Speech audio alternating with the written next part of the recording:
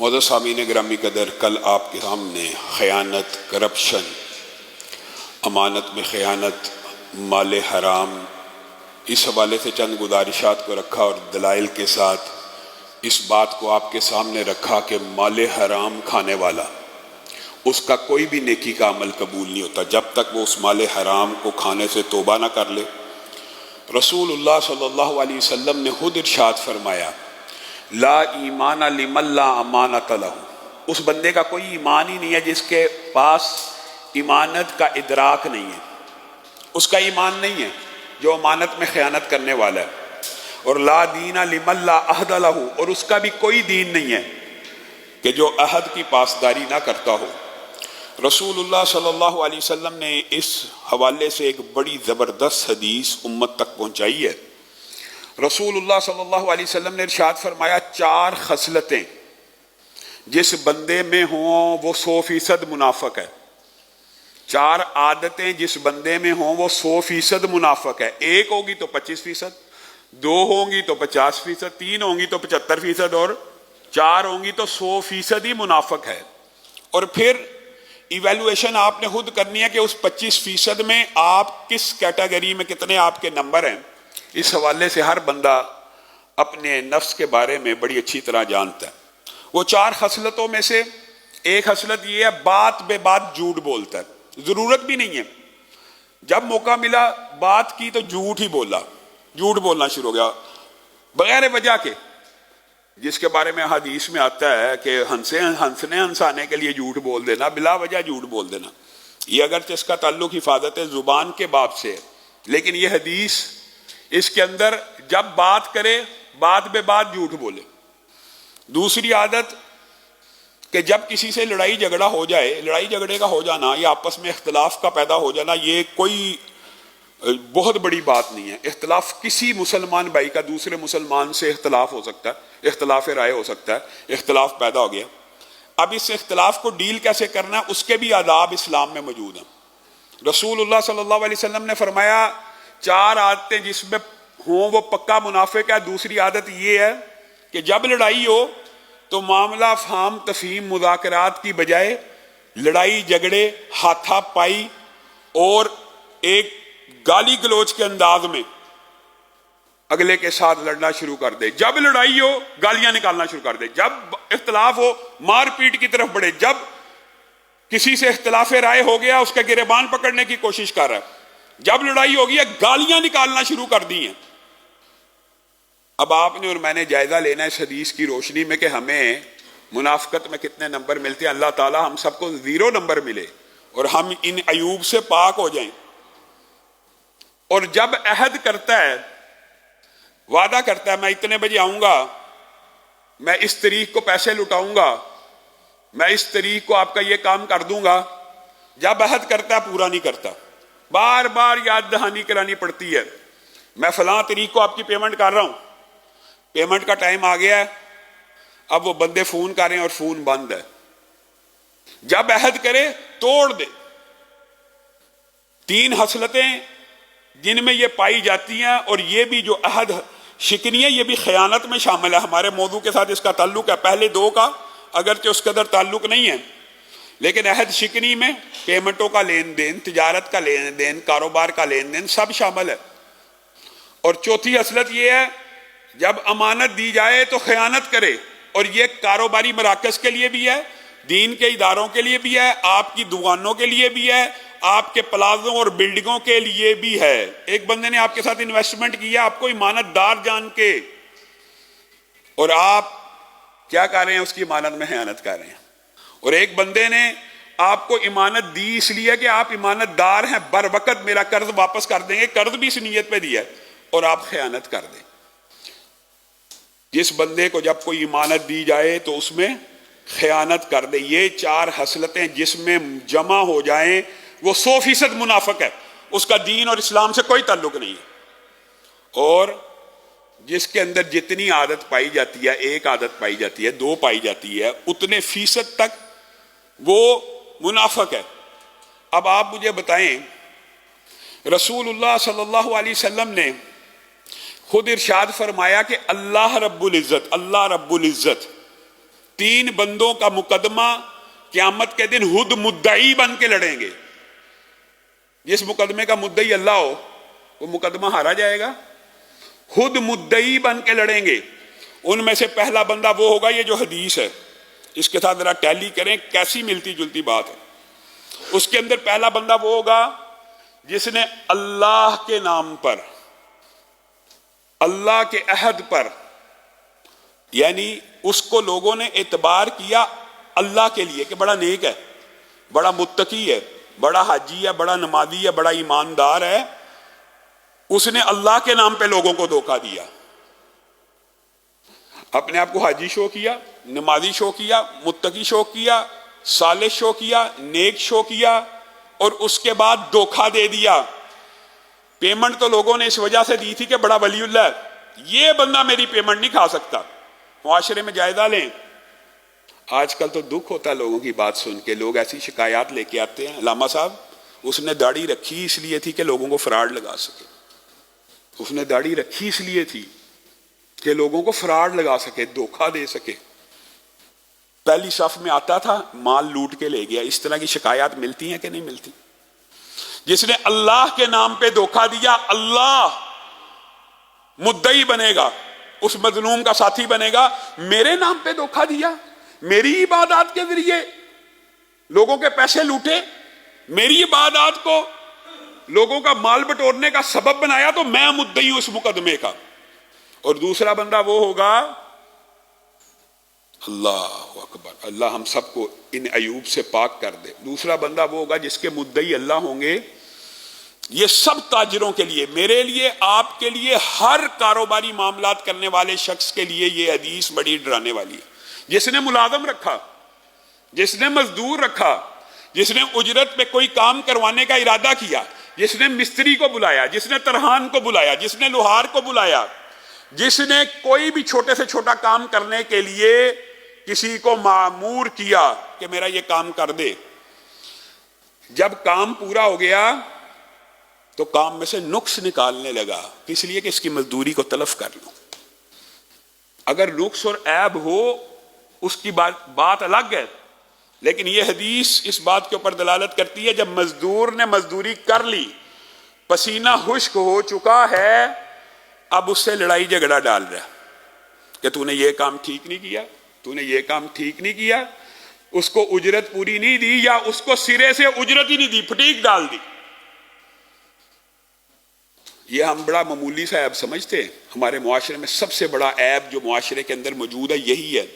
مزدور کارخانوں میں کام کرنے والے، فیکٹریوں میں کام کرنے والے، تجارتی مراکز میں کام کرنے والے، بھٹوں میں کام کرنے والے، جہاں جہاں جو جس کا کاروبار ہے، آپ سب بیٹھے ہوئے ہیں، دکاندار ہیں، تاجر ہیں.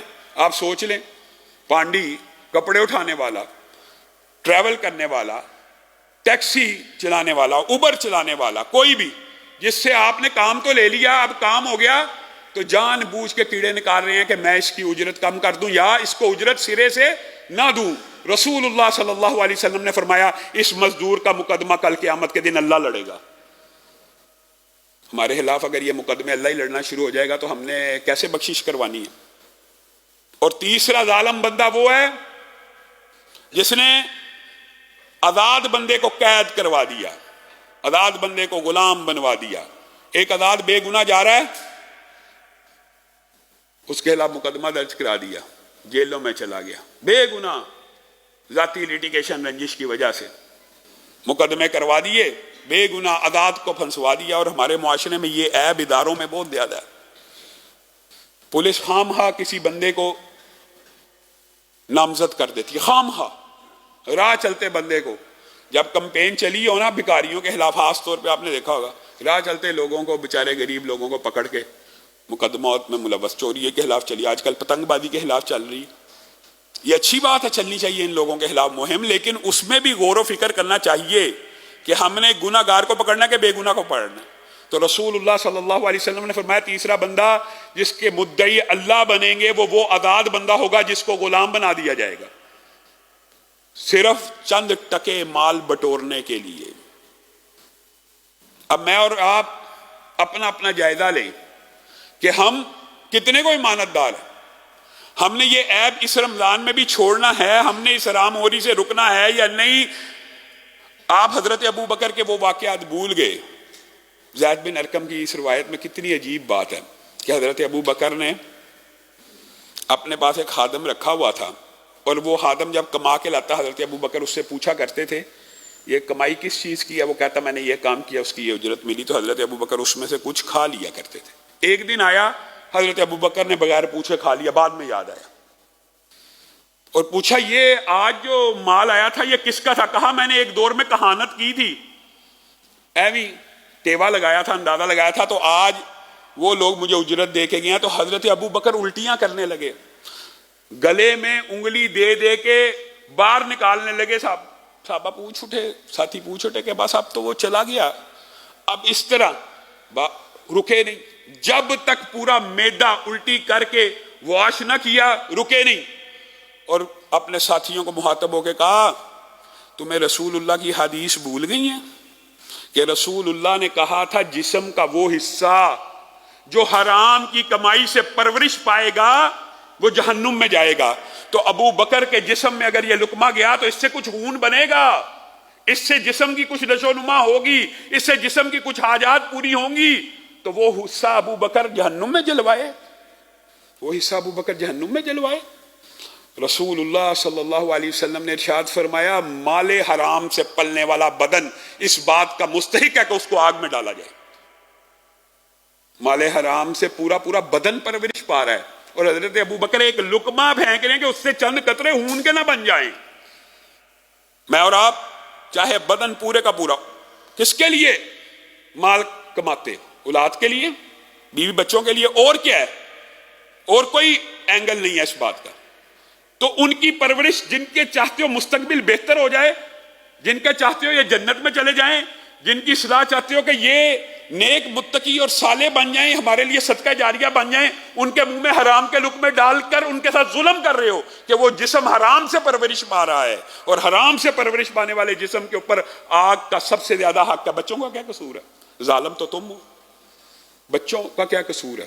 بیوی کا کیا قصور ہے جن کے منہ میں حرام کے دانے ڈال رہے ہو، حرام کا رزق ڈال رہے ہو؟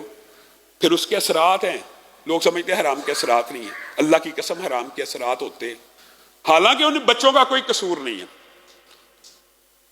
اور اللہ تعالیٰ جس کو چاہے بچا دیتا ہے، لیکن عموماً حرام سے پرورش پانے والے بچے بھی پھر راہ راست سے ہٹ جاتے ہیں، گمراہ ہو جاتے ہیں، اللہ یہ کہ اللہ تعالیٰ اس کے اوپر رحم کر دے۔ اور آپ اپنے اسلاف کے واقعات بھی بھول گئے، میں اور آپ، ہم نے حرام کو بڑا لائٹ لیا۔ یہ جو موضوع آپ کے لیے چنا گیا یہ صرف اس لیے چنا ہے کہ یہ کوئی راکٹ سائنس یا کوئی آپ کو مولوی ڈرانے والی بات نہیں کر رہا، یہ قرآن و سنت سے ثابت ہے کہ حرام کمانے والے کا نیکی کا کوئی عمل قابل قبول نہیں ہوتا۔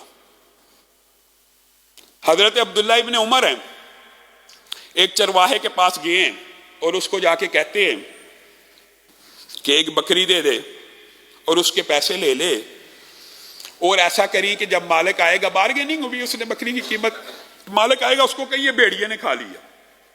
آزما رہے ہیں، حضرت عبداللہ بن عمر کی یہ نیت نہیں ہے، ایک آزما رہے ہیں کہ ہمارے معاشرہ کس طرف بڑھ گیا۔ تو چرواہا کہنے لگا اگر میں اپنے مالک کو یہ کہوں گا کہ بھیڑ بکری کو تو بھیڑیا کھا گیا ہے اور تیرے سے اس کی اجرت اور پیسے بھی لے لوں گا، ثم عین اللہ، پھر عبداللہ ابن عمر کو پہچانتا نہیں تھا، پھر عبداللہ ابن عمر سے مخاطب ہو کے کہنے لگا، بعض روایات کے الفاظ مختلف ہیں، تو پھر یہ بتا ثم عین اللہ، پھر اللہ کہاں ہے؟ میں اللہ کو کیا جواب دوں گا؟ اپنے مالک کو تو میں نے کہہ دیا بھیڑیا کھا گیا بکری، تو اس رب کو کیا جواب دوں گا کل قیامت کے دن؟ ثم عین اللہ، پھر اللہ کہاں ہے؟ اگر میں نے یہی دھوکہ فراڈ کرنا ہے تو میں نے یہ بکریاں چرانی ہیں، اور میں نے اتنی محنت مزدوری کرنی ہے، اور میں نے حرام ہی کھانا ہے، تو میں نے اتنی اپنی استعداد کو یہاں پہ ضائع کرنا ہے؟ نہیں نہیں، ثم عین اللہ۔ حضرت عبداللہ ابن عمر کی آنکھوں میں آنسو آ گئے اور وہ واپس جا رہے ہیں اپنے گھر کی طرف، اور ایک ہی جملہ بول رہے ہیں ثم عین اللہ، ثم عین اللہ۔ پتہ کیا یہ کس کا ملازم ہے؟ فلاں سیٹھ کا ملازم ہے۔ اس کے پاس پہنچے، اس کو بھی پتہ لگ گیا کہ کوئی بات ہے میرے ملازم میں، بارگیننگ کرنے لگا، مہنگے سے مہنگا اس نے اس غلام کو بیچنے کے لیے بے پناہ قیمت مانگی، اور حضرت عبداللہ ابن عمر کا جس قیمت پہ اتفاق ہو گیا وہ قیمت اس کو ادا کی، اور چرواہے کے پاس پہنچ گئے اور کہنے لگے جا، میں نے تجھے خرید کے آزاد کر دیا ہے تیرے اس ایک جملے کی وجہ سے جو تو نے مجھے کہا تھا ثم عین اللہ۔ امانت دنیا میں بھی کام آتی ہے، امانت داری اور دیانت داری اس دنیا میں بھی کام آتی ہے، اور خیانت اور بد دیانتی اس دنیا میں بھی عقاب لے کے آتی ہے۔ کیسے؟ امام ابن حجر نے ایک عظیم الشان واقعہ تحریر کیا اپنی کتاب میں۔ انہوں نے کہا ایک شخص تھا، ساحل سمندر پہ کھڑا تھا اور بازو کٹی ہوئی تھی،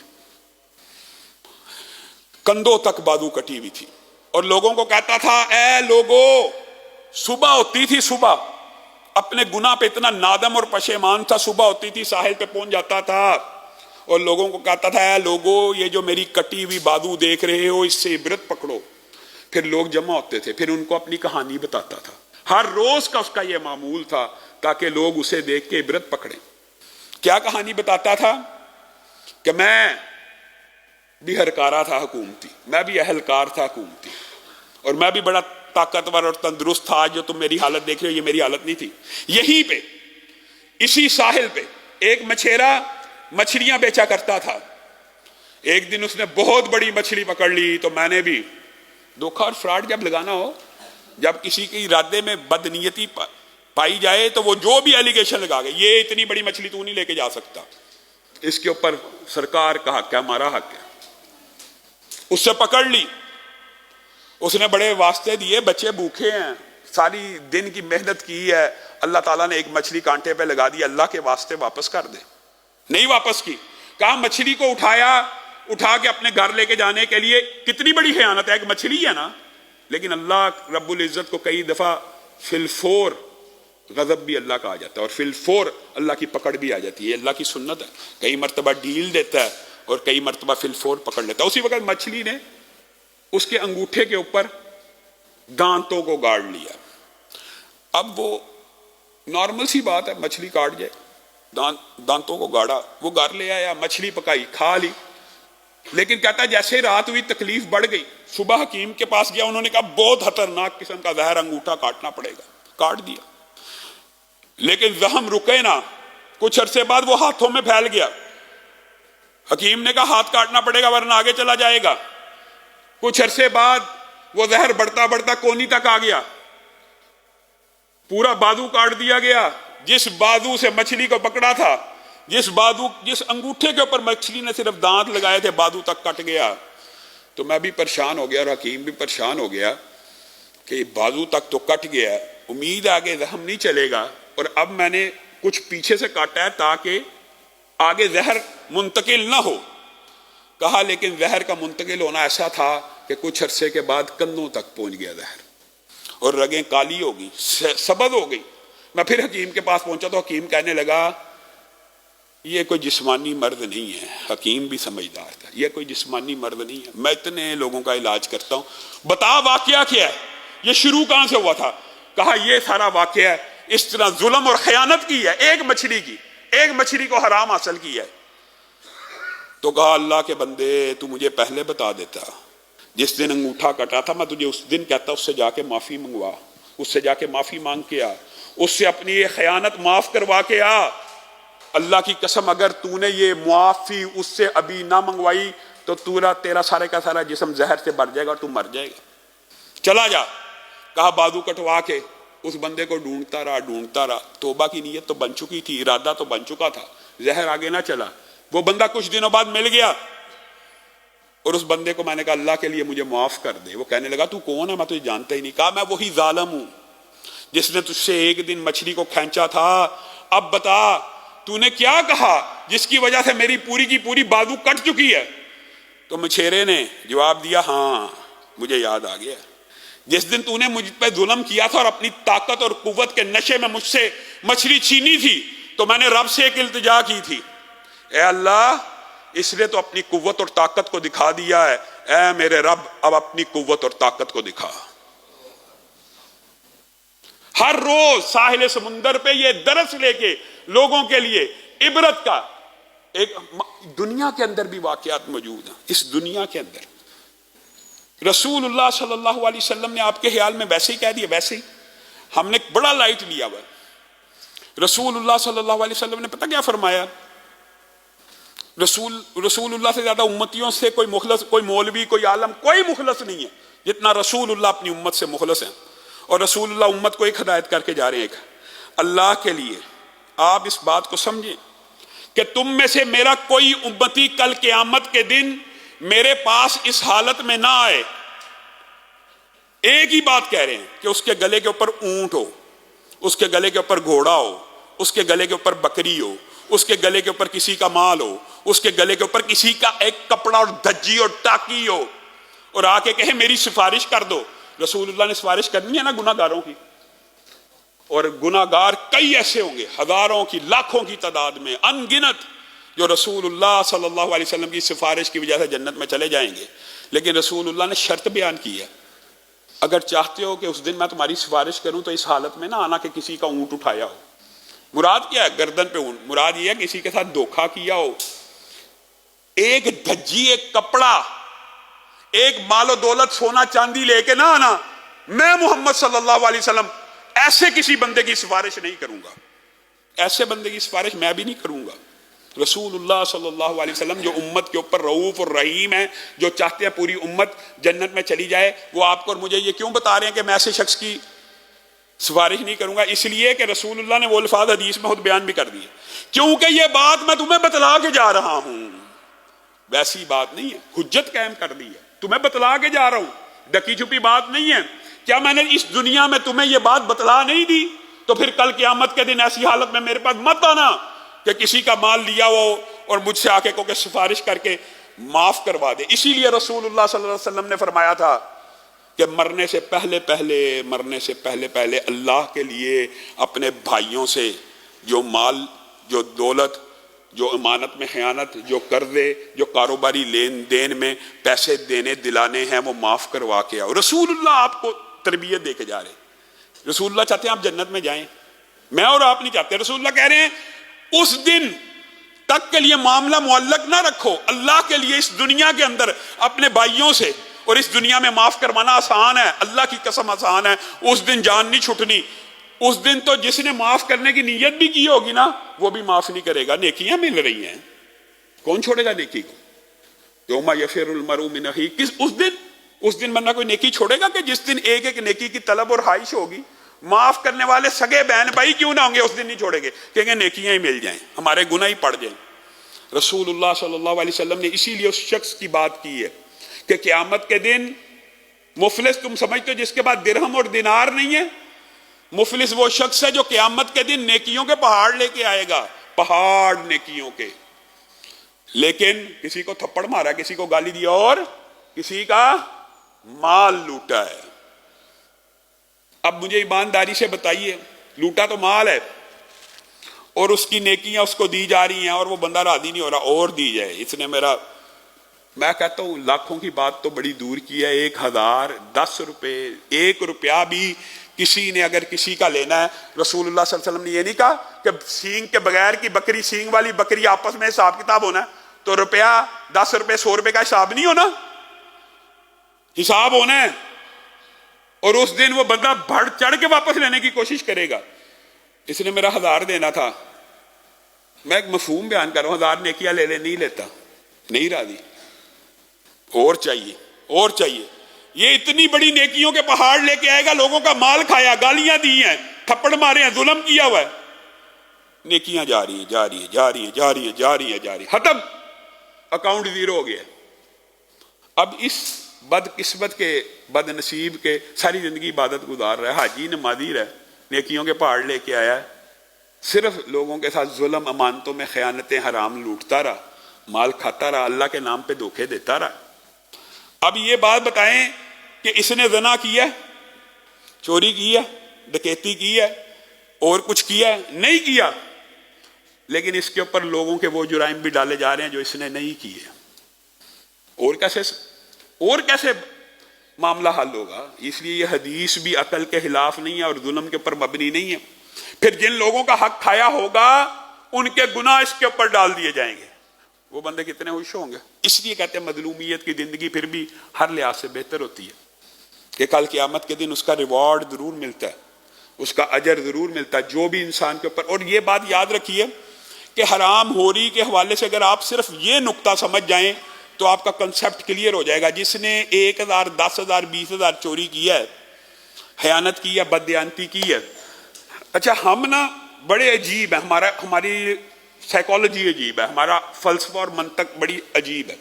ہم چور کو تو برائی کی نظر سے دیکھتے ہیں, اور چور بیچارے نے کیا کیا ہوتا ہے, جوتی چوری کی ہے, سائیکل چوری کی ہے. ابھی اس رمضان میں ہماری مسجد کی بیٹری بھی چوری ہوگی. یعنی یہی چیزیں چوری کی ہیں نا, اس کے تو ہاتھ کاٹ ڈالو.